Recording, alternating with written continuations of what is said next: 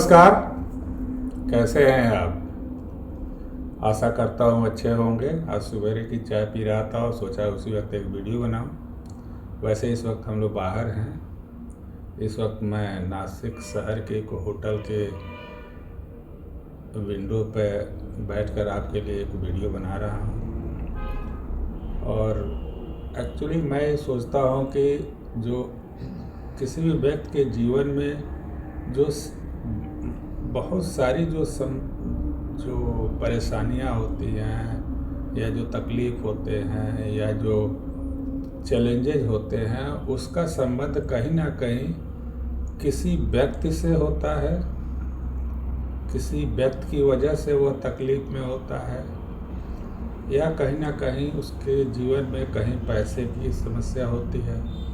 यानी लोग और पैसा ढेर सारी समस्याओं के जड़ में होते हैं। तो मेरा अपना मानना है कि अगर हम लोगों के साथ प्यार मोहब्बत से रहना सीख लें, लोगों के साथ, अपने परिवार के हर व्यक्ति के साथ या अपने समाज के हर व्यक्ति के साथ संबंध को ठीक रखते हुए एक दूसरे के सुख दुख में साथ देते हुए रहने के तरीका सीख लें, और जो भी हम पैसा कमाते हैं उस पैसे को हम सही तौर से, पहला तो पैसे के कमाने के तरीके को ढूंढें। एक लीगल तौर से जिस तरह से पैसा कमाया जा सकता है उसका एक तौर तरीका सीखें। और मैं सोचता हूँ कि उस पैसे को कैसे मैनेज किया जाए। यानी एक तो होता है पैसा कमाना और एक होता है पैसे को बनाए रखना। ये अगर तौर तरीका सीख लिया जाए तो हमारे जीवन में बहुत सारी समस्याएं कम हो जाएंगी और हम अपना सुखमय जीवन व्यतीत करेंगे। तो इसीलिए मेरे ढेर सारे सब्जेक्ट्स में या तो पैसा होता है, या लोगों के साथ संबंधों की बात होती है, परिवार की बात होती है, समाज की बात होती है, समाज को जोड़ने की बात होती है, परिवार को जोड़ने की बात होती है, और एकजुट रहने की बात होती है। कंबाइंड फैमिली का कॉन्सेप्ट को मैं ज़्यादा फेवर करता हूँ। अब बहुत सारे लोगों का अलग अलग विचार होगा, लेकिन अपना विचार ये है कि अगर आपका परिवार एकजुट है और आप लोग साथ मिलजुल के रहते हैं तो इससे फ़ायदा होता है। चलिए आज हम अपने हमारी जो सीख थी, जैसे मैंने बताया था कि मैं 5 अपने जीवन के कुछ छोटी मोटी सबक के बारे में बात करेंगे, तो आज मैं तीसरे सबक के बारे में बात करूँगा। और वो उसके लिए कि मैं अपने जीवन की एक छोटी सी कहानी आपको बताना चाहूँगा। कहानी है, बहुत ऐसी कुछ नहीं है, लेकिन बस जीवन का एक अनुभव है कि जब हम लोग बीएससी में पढ़ रहे थे, मैं कुशीनगर डिग्री कॉलेज का पढ़ा हुआ हूँ, और वहाँ पे अब हम लोग पढ़ने में बहुत तेज़ तो थे नहीं, ऐसे ही थे।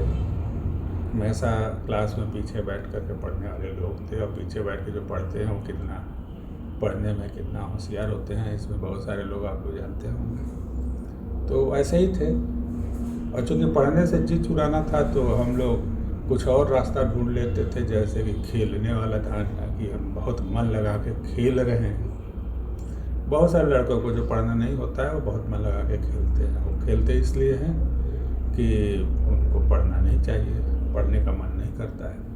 वैसे में मैं भी था, तो मैं खेलने में मन लगा रहा था, और उस वक्त क्रिकेट का दौर चल रहा था। हमको क्रिकेट खेलना बहुत अच्छा नहीं आता था, लेकिन मैं अपने को महसूस करता था कि मैं वो बहुत अच्छा खेल सकता हूँ। तो मैं बहुत बहुत मन से क्रिकेट खेलता था, सुबह शाम क्रिकेट खेलता था। और अब उसका एक ही रीज़न था कि पढ़ाई में मन नहीं लगता था। तो एक दौरान जैसे हम लोगों के, जब मैं बीएससी फर्स्ट ईयर में था, तो वहाँ क्रिकेट का चयन होता है। तो चयन में जो उसके हम बोर्ड के अध्यक्ष थे, वो हमारे चचेरे बड़े भाई साहब थे, जो वहाँ के प्रोफेसर भी थे, हेड ऑफ डिपार्टमेंट थे।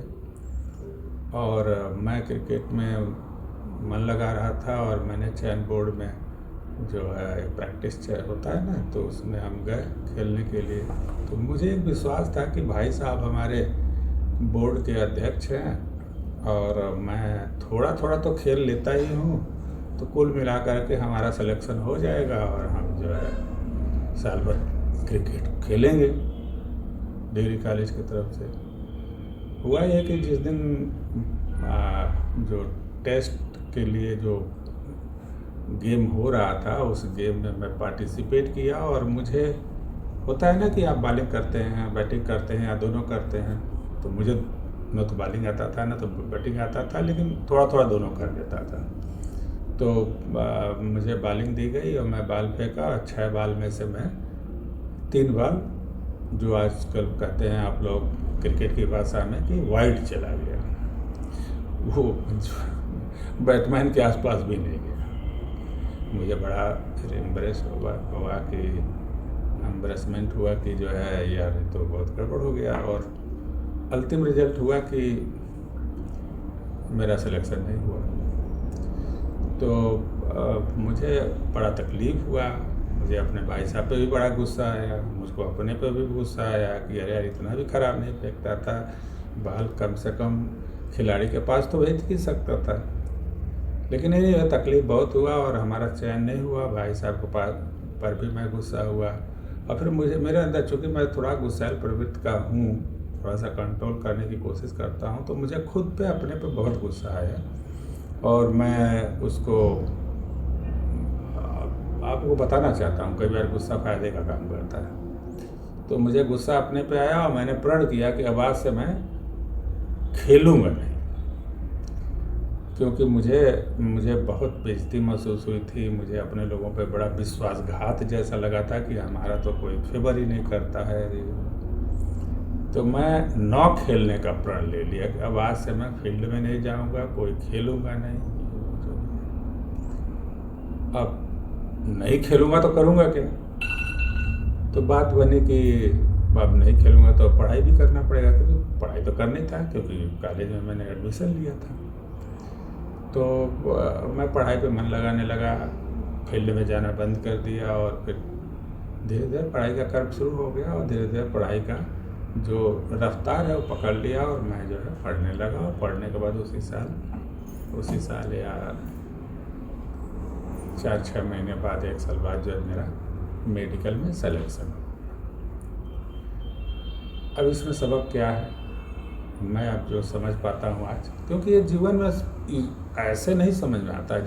जब आगे बढ़ जाते हैं तो पीछे जब झांक के देखते हैं तो बैक में अपने पीछे के घटनाओं को जब आप जोड़ते हैं तो समझ में आता है कि उससे क्या सीख मिल सकती थी, या लोगों को क्या सीखना चाहिए था, जिसको कनेक्टिंग द डॉट्स बोलते हैं। तो जब मैं अपने डॉट को कनेक्ट किया तो मुझे समझ में आया कि यार वो जो है, अगर मैं उस दिन सेलेक्ट हो गया होता तो मैं फिर पढ़ने में मन नहीं लगाता तो मैं, हो सकता है कि मैं जिस लेवल की पढ़ाई की ज़रूरत थी हमारे मेडिकल में सिलेक्शन की, वो कर नहीं पाता, और फिर मैं डॉक्टर नहीं बन पाता, और फिर डॉक्टर नहीं बन पाता तो आज कहाँ होता।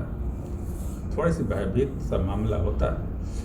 तो अब आपको इसमें क्या बताना चाहूँगा, क्योंकि कई बार होता है ना कि जब आप किसी चीज़ में हार जाते हैं, या किसी चीज़ में 1-2 बार कोशिश करके, सिंसियर कोशिश करने के बाद आपको डिफीट मिल जाता है, हार जाते हैं, तो वो आपका हार नहीं होता है। वो लगता है कि आपके लिए हार है, लेकिन आपके जीवन का अल्टीमेटली वो जीत है, क्योंकि वो हार आपको ये बता रही होती है कि ये आपका सही दिशा नहीं है, आपकी सही दिशा दूसरी तरफ है, और वो हार आपको सही दिशा की तरफ मोड़ने का एक स्टीयरिंग का काम करता है। जैसे कि हमारा उस दिन का सिलेक्शन न होना और बहुत शरीर में बहुत ज़्यादा, मन में इतना गुस्सा भर जाना, वो एक प्रक्रिया थी जो हमको उस खेल के मैदान से डाइवर्ट करके हमको पढ़ाई की तरफ मोड़ा। अगर उस दिन वो हुआ नहीं होता तो शायद मैं न मुड़ता, हो सकता है हम फिर ऐसे ही सड़क पे न तो खेलता न तो पढ़ता।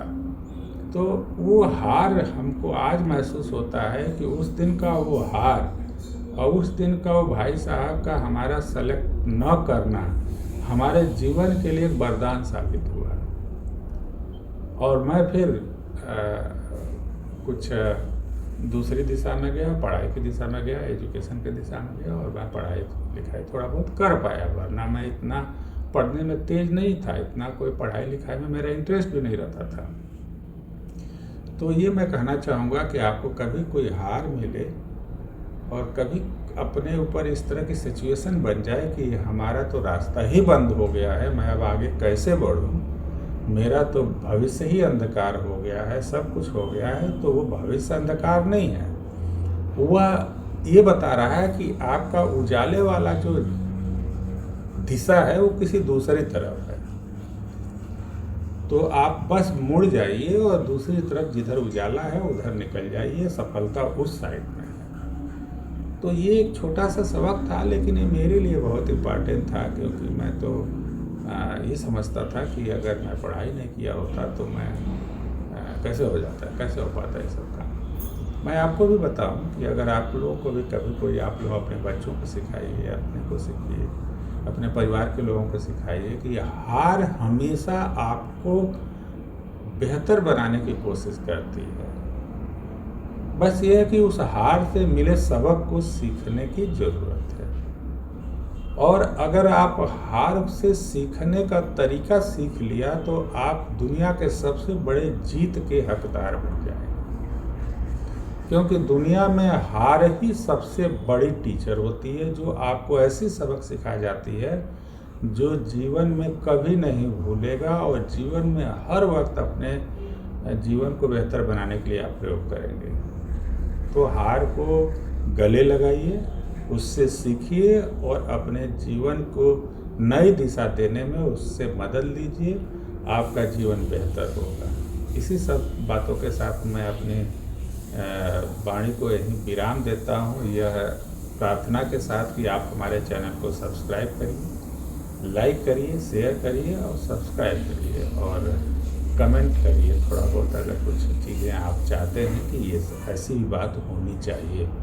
पिछले वीडियो में 10-15 लोगों ने हमारे कमेंट किया था, उसमें से कुछ कमेंट इतने अच्छे थे कि मैं उसमें से कुछ चीज़ें अप्लाई कर रहा हूँ, कुछ चीज़ें हमारे बोलने के तरीके पे था, कुछ चीज़ें हमारे वर्ड और ये सब चाह, चूँकि मैं प्रोफेशनल वक्ता नहीं हूँ तो इसलिए हमारे बोलने का तरीका हो सकता है कि उतना अच्छा न हो जितना कि प्रोफेशनल लोगों का होता है, लेकिन संदेश लेना है, जो संदेश मैं देना चाहता हूँ आपके दिलों तक पहुँच गया तो ये मेरे लिए बहुत बड़ी बात है। इसी सबों के साथ मैं आपको गुड मॉर्निंग कहते हुए आपके भविष्य की ढेर सारी शुभकामनाओं के साथ नमस्कार।